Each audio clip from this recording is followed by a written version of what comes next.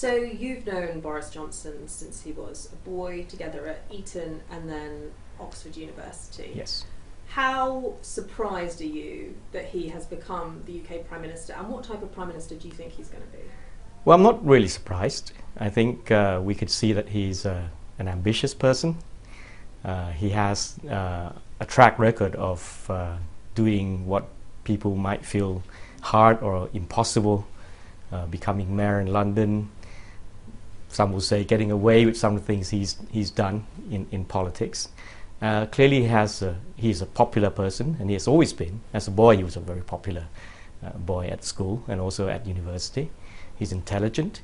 So everybody who, I guess, who knows him or who knew him knows that this is something that he's always wanted to do. And although his path to the premiership might be a bit long-winded in a way, and it's not his first attempt, I guess, but no, we're not surprised. I think what's more difficult for him will be the next few months, dealing with Brexit in a very limited period of time under present circumstances, and that I think will be a huge challenge for him. And you met him in the last year when he was in Thailand. Yes. Did you get any indication he was going for the top job then? Yes, he told me so. What did he say? He said he was already 10 years behind me, that he was going to go for it. That's his words. That steely ambition, sometimes it's quite hard to work out who Boris Johnson is. Sometimes we see this jester, sometimes this pragmatist. From being at school with him, who is he? Because he came to school as Alexander, not Boris. Mm-hmm. Who is Boris Johnson? Well, I think he's somebody who learns fast, who can adapt himself if necessary, knows what he wants to do, an intelligent person. So, in a way, I think that has served him well in his career. So you see that there may be some inconsistencies viewing from the outside, but I think it's his way of adapting to the circumstances and getting to where he wants to be. And when he was at Eton, he had to get through some personal challenges, his parents splitting up, for example. Did you see a change in his character there to see him develop into the Boris that we see now? Well, he was a King's scholar, but the way most boys view scholars with the sort of nerdy type, the kind of thing, but he didn't fit into that picture at all. He was just his hair, his manner of speaking, his humor. He was a very popular person.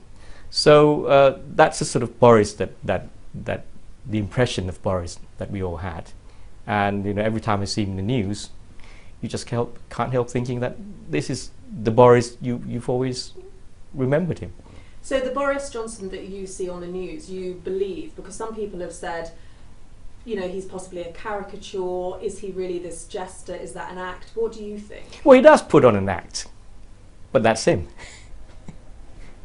So can the public trust what they see and hear from Boris Johnson? Because also previous colleagues have accused him of being fast and loose with the facts. How fair is that? Well, that's up to the standard of accountability that the public will hold him to. So it's not really up to him. It's really up to what the British public expect from him and can hold him to account. So I noticed, for instance, that during the leadership contest, he was often asked on private matters, and he just flatly refuses to give answers, and actually said something to the effect that if that's going to cost him the leadership, so be it. You say that when you met him, he was always been very focused on getting this job. It clearly is a life ambition for him to have become Prime Minister.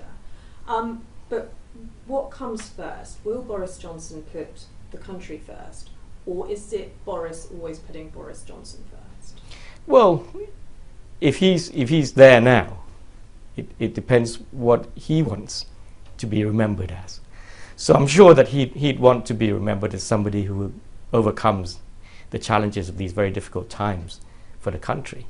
But if he does not stick to that path, if he does something that serves his own interest, then again, the system has to hold him to account. But knowing him, do you believe that his primary focus is himself and his own ambition, or the country? Well, I'm sure he'd want to be seen as a success. So he would have to do his best. What characteristics do you think he has to make a good Prime Minister or a bad Prime Minister?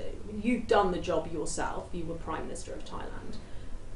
How do you think where will he be strong? Where will he have trouble? Well, we obviously have very different styles, although we are good friends. What I think he has as a strong point at present is the unconventionality, because Britain is facing very uncertain and uncharted territory. I think he can appeal to many people who may not share his ideology, and if he could use that to good effect, he could unite the country and try to deal and solve this Brexit problem. But Brexit is such a huge challenge. How can Boris Johnson succeed where others arguably have failed? What is it, do you think, that he might be able to do? Again, I think because he has an appeal that goes beyond people who share his views and ideology. So if he could somehow get those people to support and get behind him in his efforts, then maybe he could pull it off. Do you think he'll do it? It's going to be very difficult. Finally, you were a Prime Minister, he is a Prime Minister. What tip would you give him for success? Well, work hard, be honest, and do your best.